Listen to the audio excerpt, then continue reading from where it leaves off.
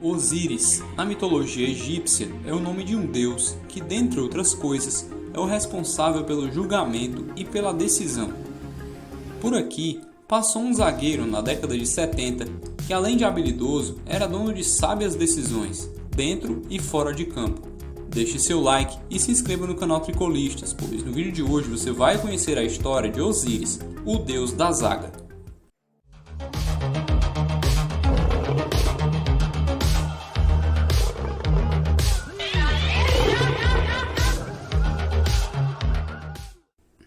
Osíris de Paiva nasceu no Rio de Janeiro em 1952, filho de um policial.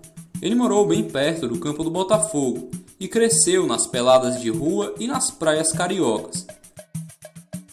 Quando garoto, seu pai o perguntou certa vez o que ele queria ser quando crescer. Ele logo falou que queria ser jogador de futebol, pois não gostava de trabalhar. Seu pai então respondeu que era melhor ele jogar em time grande, pois jogador de time pequeno não joga, apenas trabalha. Com esse pensamento, ele foi selecionado numa peneira no próprio Botafogo, sendo campeão juvenil de 1966. Algum tempo depois, em viagem à capital carioca, o presidente do River do Piauí assistiu um de seus treinos e o levou para Teresina.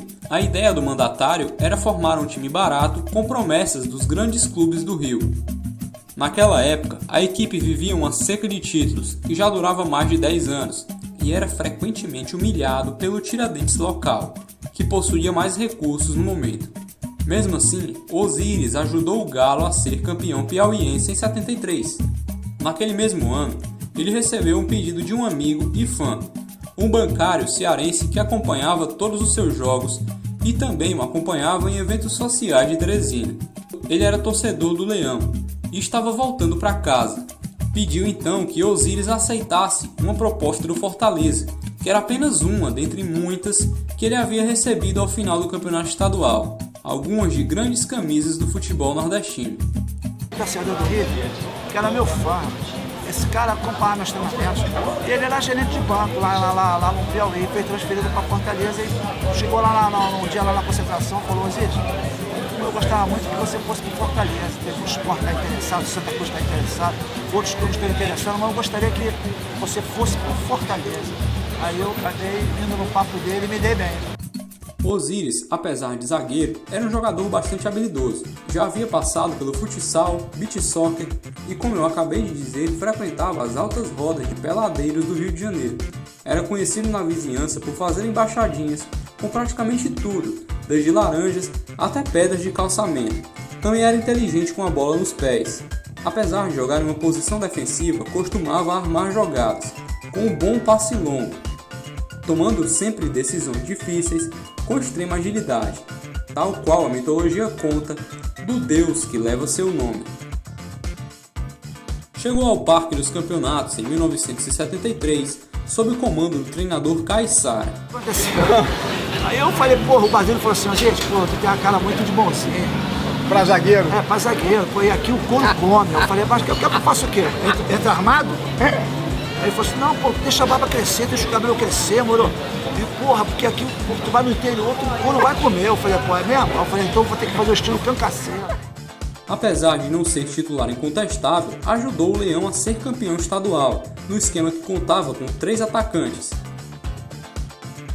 No ano seguinte, devido à saída de Hamilton Rocha, autor do gol no título em 73, rumo ao Guarani de Campinas, o esquema foi mudado pelo novo treinador e velho conhecido soldado tricolor Moésio Gomes. Dessa forma, nascia o quadrado de ouro e a defesa contava com o lendário Pedro Basílio e com Osíris.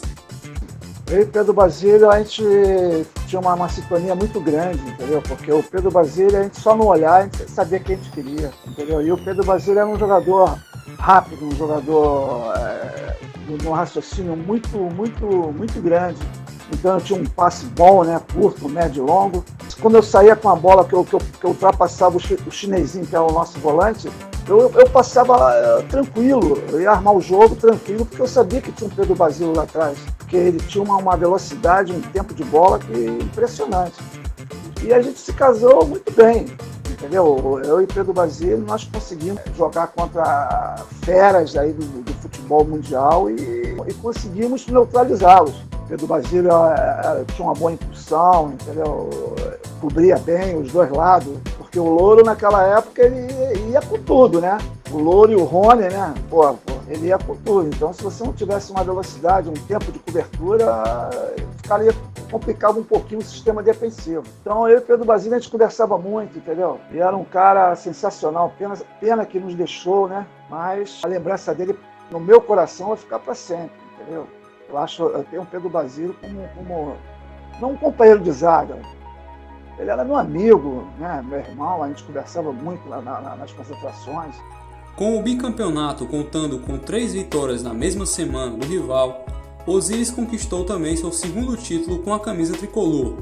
Nesse meio tempo, em 73 e 74, o clube fez boas campanhas e enfrentou de igual para igual equipes com um poderio financeiro e técnico muito superior ao Leão. Apesar disso, o bicampeonato estadual de 73 e 74 cobrou um preço alto ao Fortaleza. Em 75, por exemplo, o clube chegou a ficar 3 meses de salário atrasado. Era necessário então vender jogadores para fazer caixa. Eu me lembro muito bem, quando eu fui vendido para o Cruzeiro, aquele Gumercindo, que é o chefe da charanga do Fortaleza, era o chefe, né, que também já faleceu, se plantou lá no hotel, lá onde estava a direção do Cruzeiro, e não deixou neles se mexerem. E eu também queria ser vendido porque era uma maneira de eu ajudar o Fortaleza a sanar a dívida, né, que eles tinham na época com os jogadores. Em meados de 1975, o presidente do Cruzeiro, que já sondava Osiris desde o Brasileirão de 74, depois de uma longa tratativa e algumas forçadas de barra, conseguiu contratar o zagueiro para o time que estava sendo montado em BH. Nele, vários jogadores históricos, como os campeões do mundo Jairzinho e Piazza. Foi no Cruzeiro que ele foi campeão da Libertadores em 76, contra o River Plate. Naquele mesmo ano, enfrentou o Bayern na final do Mundial, que era disputado em 2 partidas. Osiris teve de marcar Gerd Müller, Rummenigge, e seus lançamentos em profundidade tinham que passar por Franz Beckenbauer. Ao todo, o time alemão tinha 5 campeões do mundo na Copa do Mundo anterior em 74. Apesar de perder na Alemanha por 2-0, Osiris foi valente e segurou as investidas no Mineirão, finalizando o placar em 0-0. Em 1977, em um amistoso às vésperas da segunda final de Libertadores seguida em sua carreira, ele acabou machucando o joelho, estourando completamente o menisco. Passou um ano parado, em um período em que não haviam cirurgias modernas. Seu joelho teve que ser completamente refeito. Isso tirou dele a confiança dos treinadores seguintes que passaram pelo Cruzeiro. Então começou-se um longo período de empréstimos, sempre vinculado à Raposa. Daí passou por Bahia em 80 e 84, quando foi campeão estadual na companhia do também tricolor Beijoca, Grêmio Maringá em 81 e 82, Figueirense em 85, quando se tornou ídolo do clube e também no estado de Santa Catarina, Operário em 83, 84 e 86, quando foi campeão estadual do Mato Grosso do Sul e se tornou um dos maiores jogadores a atuar naquele campeonato.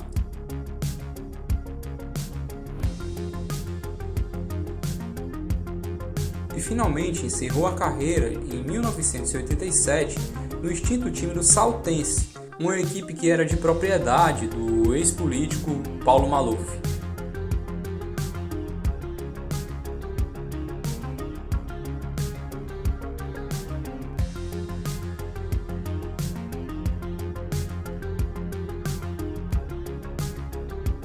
Esse foi Osiris, um jogador que poderia ter atuado em diferentes posições, simplesmente um campeão da Libertadores que passou pelo tricolor em um dos momentos mais brilhantes da história do Parque dos Campeonatos.